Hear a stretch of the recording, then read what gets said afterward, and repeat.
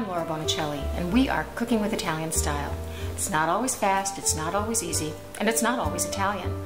We use the freshest and finest ingredients that we can find and afford, and we not only savor the dishes we make, but we savor making them.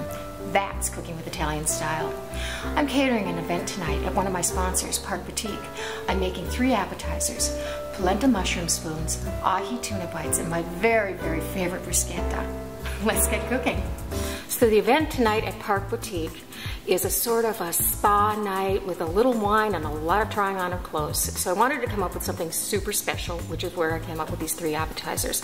I didn't want to do just a cheese platter. So we're going to start with our bruschetta, and I have some beautiful tomatoes from the Minneapolis Farmers Market and a big bunch of basil that I got for only $1. And I'm going to change out of my clothes. This is what I'm wearing tonight, also from Parc, and I'll be right back to start cooking. I have here, I've already made our crostini, and that's the base of the bruschetta. And what I did was I baked this at 350 degrees after I tossed it with a little olive oil and salt. You don't have to turn them, 20 minutes, and they come out looking like this. So the thing with slicing tomatoes is you really need a good sharp knife. Some people only use serrated knives. I kind of like that for slicing, but not so much for chopping. There we go. As you can see, what I'm doing is I'm taking a slice down here so I can get a nice small cube out of it, and then cutting down this way, and then right off the front of it.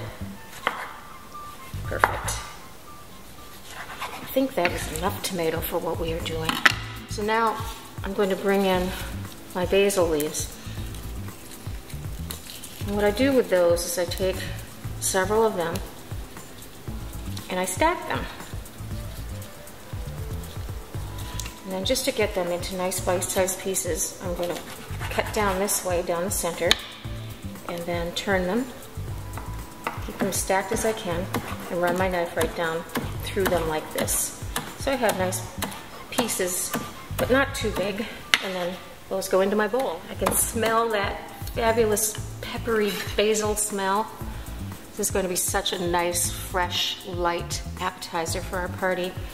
So, okay, then all we have to do is give this a nice drizzle of olive oil, not too much, and a little salt, and a little pepper, and we stir that up. So you can see I've got my crostini all lined up on a white plate, and I'm just going to place a piece of Asiago on the crostini, and then I try to get a little of the tomato and a little of the basil in the same spoon. And there's no way I'm not going to have to clean up this plate a little bit. And then we just place them right on top of the Asiago cheese.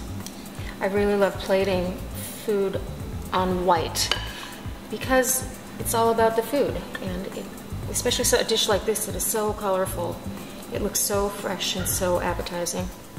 Okay, I'm going to finish these up right before the event, but I wanted you to see how they played up. I'm going to set these aside and we're going to work on our polenta spoons. I'm just finishing up my polenta, which is a extremely rich and wonderful, beautiful thing. It's a little different than the polenta I grew up with. My grandmother didn't make it with cream and chicken broth. It was just water. So this is very, very rich, and I'm going to just give it a little grate of fresh nutmeg. So what this is 3 cups of heavy cream. You could use half and half, make it a little lighter. 2 cups of broth, 1 cup of a coarse polenta, and that's important because for this particular dish you want it to have a really good base to it. And a little salt, and then at the end you stir in a cup of Asiago cheese, which makes it really, really good. Okay, so now I have prepped all of my ingredients for the mushroom part of the dish. This is really important. Get them ready ahead of time. This moves pretty quickly once you get to the stove. So I'm going to take these over to the stove and start heating some olive oil. Heat your oil until it is shimmering, and then in go your mushrooms. And this is about 4 tablespoons of olive oil and a pound of white mushrooms. You could use cremini or any other kind really if you wanted to. Salt. A little pepper, and give them a good toss. You can see they're starting to brown beautifully. Now I'm adding in about 4 tablespoons of unsalted butter. You can see how really brown these are getting, and 2 cloves of garlic, Let's get that melted. There we go. And 2 tablespoons of thyme. Give that a nice stir, and then we're going to let that go until the garlic gets nice and brown. Now I'm squeezing in the juice of 1 whole lemon. Usually that winds up to be about 4 tablespoons. And then a cup to a cup and a half of white wine. And this happens to be an Italian Pinot Gris. And now we're going to simmer this down until it forms a glaze. So you can see that these are getting this nice glaze around them, and they further browned. These are about ready to be taken off the heat and cool down. These are my little polenta spoons, appetizer spoons. They're perfect for this. Just pick them up, take a bite, that's it. Then you just put a plate on the side for people to get rid of the spoon, and they don't have to carry them around. It's very easy. And okay, so that's my polenta, and now I'm going to put a couple of pieces of the mushroom. These are smelling so good and so pretty, golden brown. Okay, there we go. And then I'm topping with just a titch of Asiago cheese. Beautiful. Okay, and then onto my plate. And there we have the presentation for polenta spoons. We're going to start with the ahi tuna bites, and I promise you that this recipe will be a hit.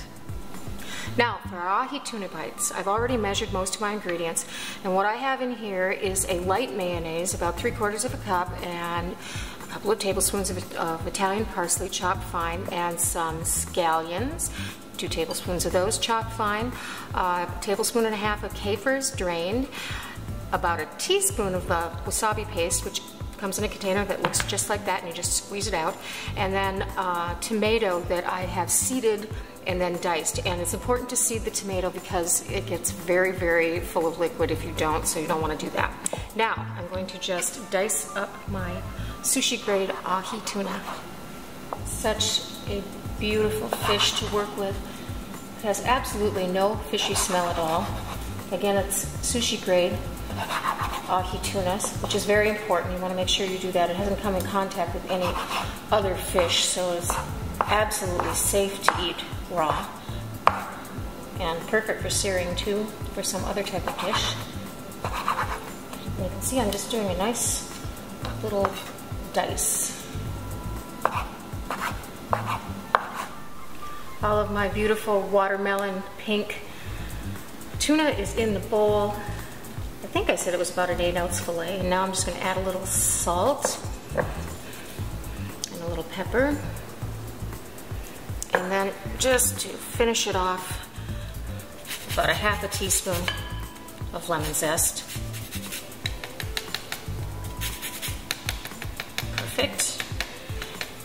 And then you give it a stir and mix the whole thing up.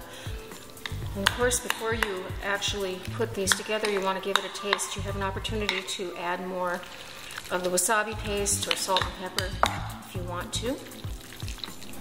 So we are putting this beautiful mixture on a sturdy chip, like a potato chip, but you can't use one of the thin ones. So here are our appetizers for tonight's event at Parc Boutique. We have bruschetta, we have polenta spoons, and we have ahi tuna bites. I have to get changed and packed up. I'll see you at the store. I'm here at Parc Boutique now. This is Tao, the owner. Tao, you must be so excited for your event. I'm very excited, thank you. What do you think of the food? I think everything looks great. I want to try everything, and thanks for providing some of the stuff for our event tonight. No problem at all. Listen, I really hope you enjoyed these recipes, and I want to thank you for cooking with Italian style. And buon appetito!